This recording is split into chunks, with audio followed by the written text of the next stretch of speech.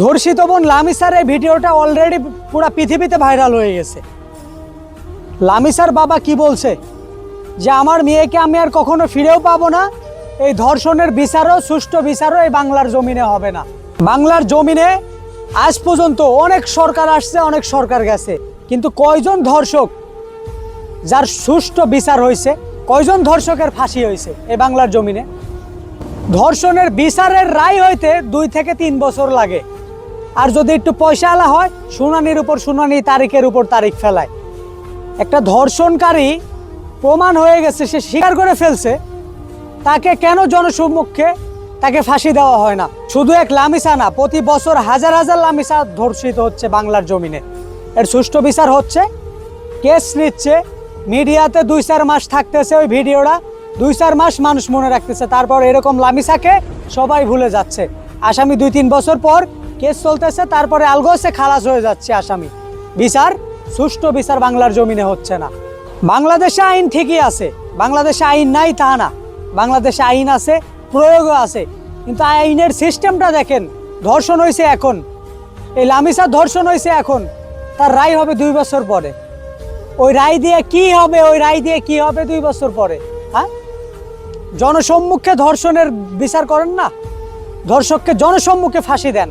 কই, আপনারা তো তা করেন না। কেন করেন না? স্কোপগুলো রাখছেন। আর যদি বাই চান্স হয় ধর্ষক পয়সা আলা, তাহলে তো তার কাছে আইন কোনো বিষয়ই না। গরিব মানুষের জন্য আইন হচ্ছে মাকড়সার জালের মতো, আর ধনীদের আইন যতই জালের মতো হোক, ওরা জাল ছিঁড়ে বাড়ায় আসে। কন্টিনিউ এরকম হাজার হাজার লামিসা ধর্ষিত হচ্ছে, কিন্তু সুষ্ঠু বিচার কোনো লামিসার বাবা মা পাচ্ছে না। কেন এরকম হচ্ছে? আপনারা ধর্ষককে জনসম্মুখে ফাঁসি দেন না, 2-4 জন এরকম ফাঁসি দেন, কসফায়ার দেন, জনসম্মুখে নিয়ে আসে, পুরুষঙ্গ কেটে দেন জনসম্মুখে। দেখেন 2-4 মাসের মধ্যে ধর্ষণের হার কমে যাবে, কমে যাবে, কমে যাবে, আমি লিখে দিব। কিন্তু আপনারা এগুলো তো করবেন না, এগুলো চান না তো। আপনারা সিস্টেম, আইনের যে সিস্টেম, এটা জিয়ায় রাখছেন। ভাই সিস্টেম কি সব জায়গায় আইন চলে? আপনার আইন এরকম লামিসাকে বাঁচাইতে পারছে? ধর্ষণের সময় আপনার আইন কোথায় ছিল? আপনার পুলিশ প্রশাসন কোথায় ছিল?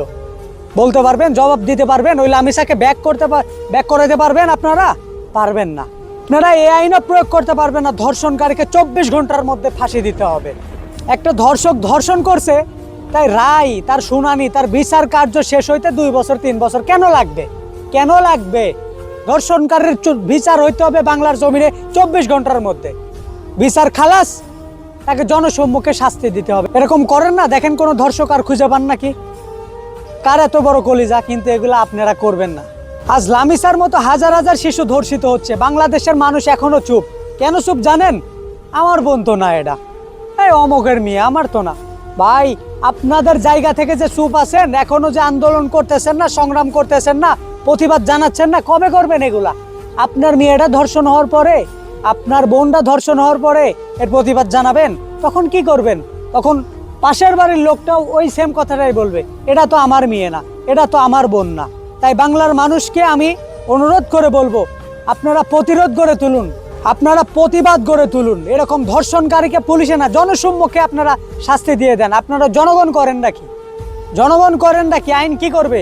2-3 বছর কেসের পর কেস চলবে, পয়সাওয়ালা লোক হইলে ছুটে যাইব। এটাই আইন, বাংলাদেশের আইন। ভাই, গরিব মানুষের জন্য কোনো আইন নাই দেশে। আমাদেরকে যার যার পজিশন থেকে সচেতন হইতে হবে এবং সবাইকেই প্রতিবাদ করতে হবে, প্রতিরোধ করতে হবে।